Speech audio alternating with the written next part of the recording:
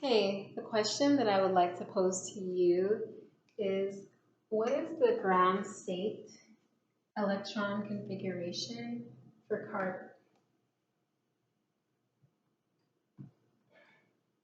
All right, so what is the ground state electron configuration for carbon? I'll give you a moment to think.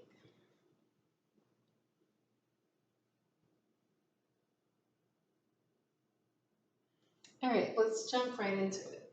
The first thing that you should note when writing normal electron configurations or ground state configurations is the atomic number of the element in question.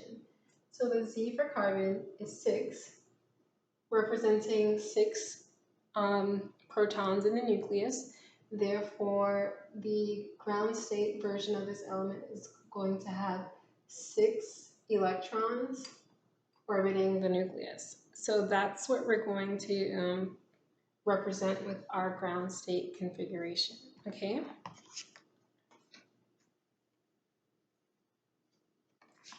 So we're going to fill in the first energy level. That's 1, and it has the s orbital, which holds 2 electrons. And this is the only orientation of the s orbital.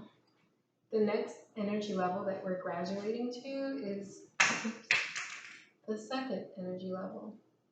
So it has an s orbital as well.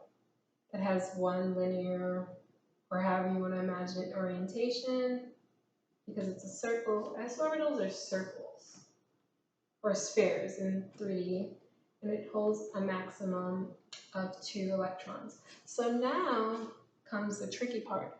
We have 2 more electrons to account for because 4 are accounted for in this configuration so far.